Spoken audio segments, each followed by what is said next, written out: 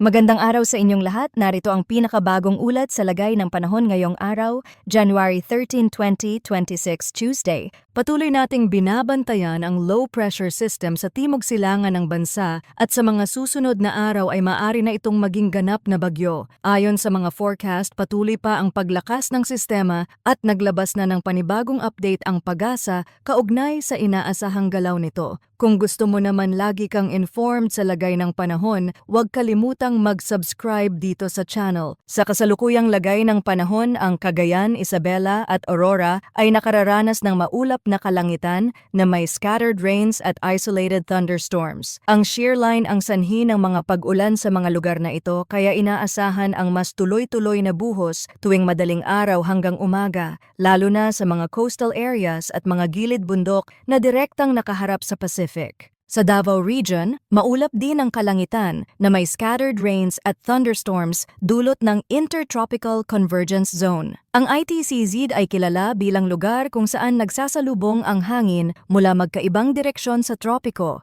kaya mabilis ang pagbuo ng thunderstorm clouds lalo na kapag mataas ang init at halumigmig sa hapon. Para sa Cordillera Administrative Region at nalalabing bahagi ng Cagayan Valley, umiiral ang northeast monsoon. Dahil dito, maulap ang kalangitan na may light rains na pino at tuloy-tuloy.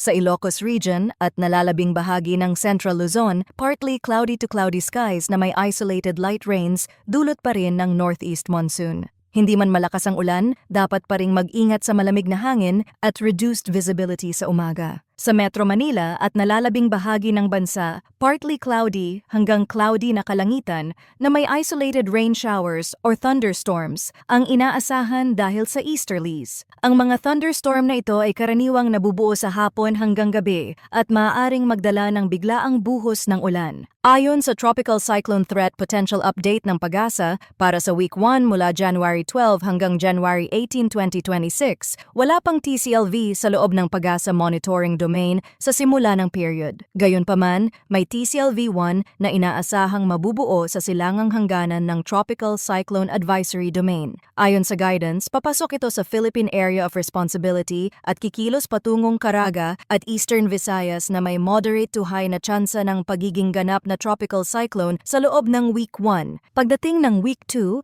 mula January 19 hanggang January 25, inaasahang lalapit pa ang sistemang ito sa silangang bahagi ng Eastern Visayas at Southern Luzon bago mag-recurve pa hilagang silangan. Nananatiling mataas ang tsansa ng development. Sa ganitong galaw, mas malawak ang inaasahang pag-ulan sa Pacific-facing areas habang ang core ay maaaring hindi direktang tumama sa kalupaan kung mabilis ang pagliko ng track. Batay naman sa GFS model, ang low-pressure system ay kasalukuyang nasa timog silangan ng Mindanao at inaasahang kikilos pa hilagang kanluran habang patuloy na nag-oorganisa. Habang lumalapit ito sa bansa, posibleng ma-develop bilang bagyo at kapag nangyari iyon, tatawagin itong bagyong Ada. Ayon sa forecast, ang lakas nito ay maaaring nasa pagitan ng tropical depression hanggang tropical storm at bagamat mas mababa ang tsansa, hindi rin inaalis ang posibilidad na umabot sa severe tropical storm kung pabor ang kondisyon ng dagat at hangin sa itaas. Kaya mga kababayan, manatiling nakatutok sa mga susunod na updates tungkol sa lagay ng panahon. Patuloy po tayong mag-ingat.